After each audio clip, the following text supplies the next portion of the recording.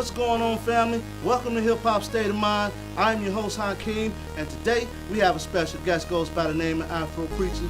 We're going to get him on the show. We're going to get all in his business, see what's going on with his hip hop, see what's going on with his graphic design and everything else, you know what I'm saying? So stay tuned. We'll be right back with Afro Preacha on Hip Hop State of Mind.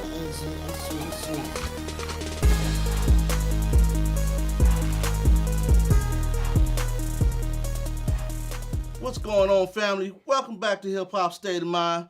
As I said, we got my man Afro Preacha on the show. What's going on, brother? It's been a minute, man. I know, man. For the listeners and the viewers out here who don't know about Afro Preacha, give them a little info. Let them know what's going on with you. It was cracking, family members. Afro Preacha, Preacher Man Church. Your boy, hip hop, Twin Cities artist, fleet artist, graphic designer, martial artist, OG amongst the community, man. That's right. Show love, you get love back, man.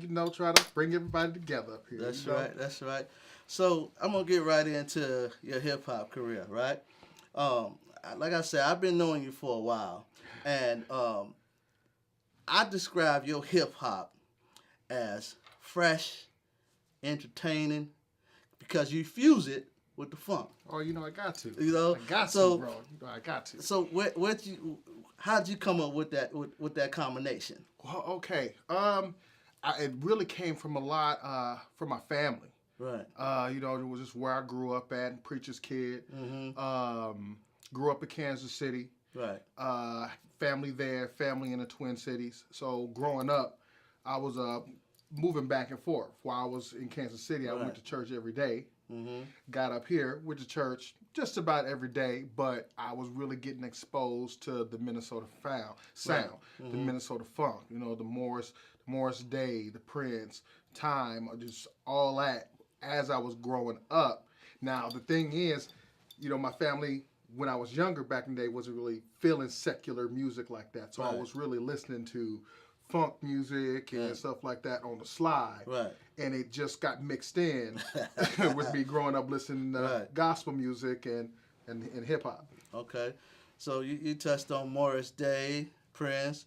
Name some of the other funk artists that influenced you in your style of hip hop. Of course, granddaddy of the funk, Parliament. Oh yeah.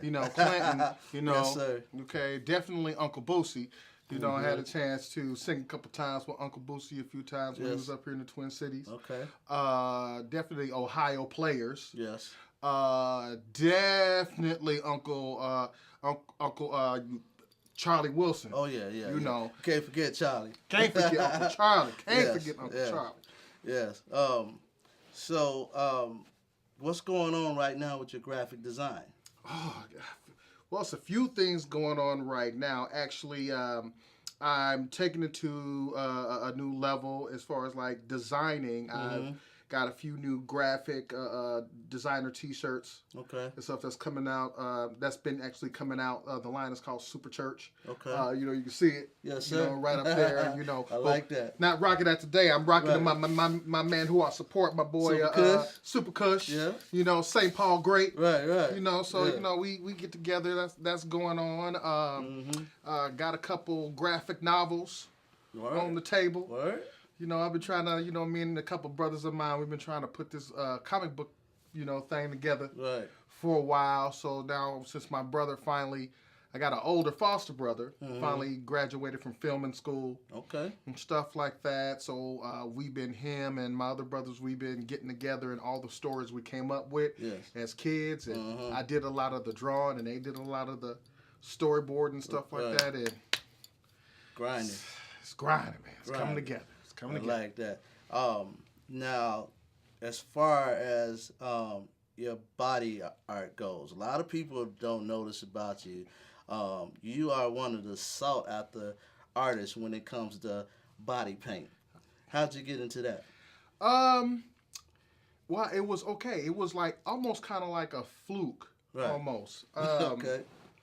At the time, my manager Kimberly Stewart, she was at the time ex-model. Yep. Shout out to Kimberly Stewart. And she also does hair, makeup, and she knew I just did regular airbrushing at the time, but it was mostly on T-shirts and maybe skateboards, helmets, Yeah. a car or two, or that sort of thing. Right. So then she was like, yo, can I do that on people?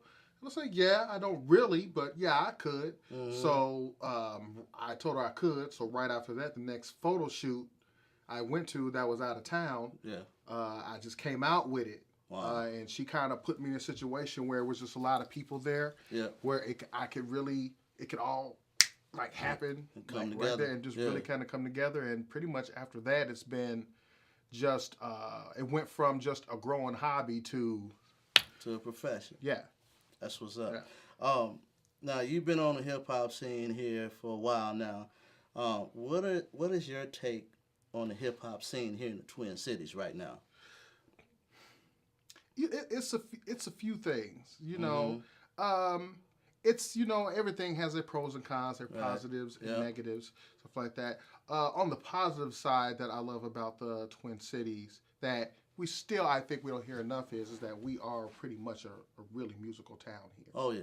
Yeah, it's a lot of talent here. It's a lot of talent here. Yeah. And there's music that comes from out here that you might not hear. Yeah. But then when you hear it, you're like, oh, like where they're from, and not realizing, you know, they're from right here, from home. Right. And it's that, and it's a lot of artists here in the Twin Cities that have got their own original style.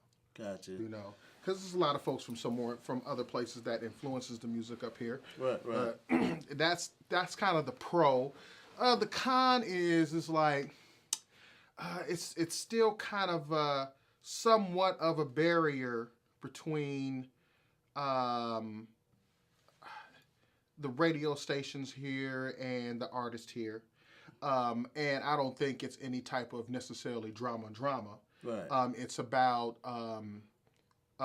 artist musical education as far as how the business is going. Do you have your music radio ready? Which basically means do you have it, you know, copyrighted?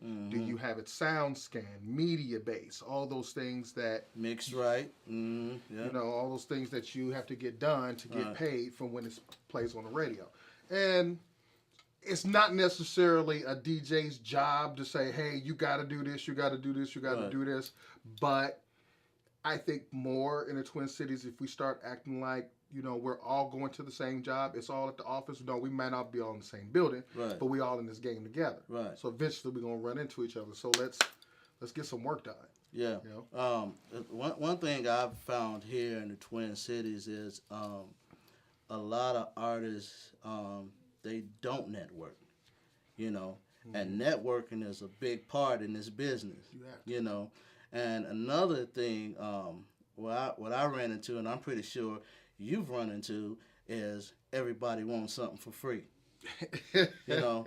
And so that comes back to me, and, you know, I'm like, if you don't invest in yourself. That's right.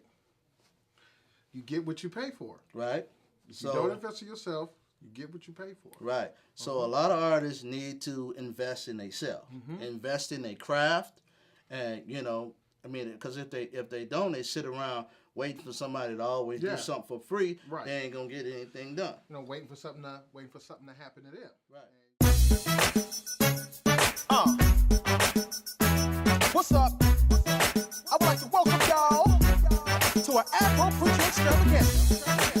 Hey, baby, have you ever talked to a preacher before? This how it go, baby. Check me out. Let me tell you, girl, ain't nothing I can do about it. You's a bad mama jammer. Move your body and let me bless your soul. The Afro Preacha's in control. And wonder why you walk with a dip.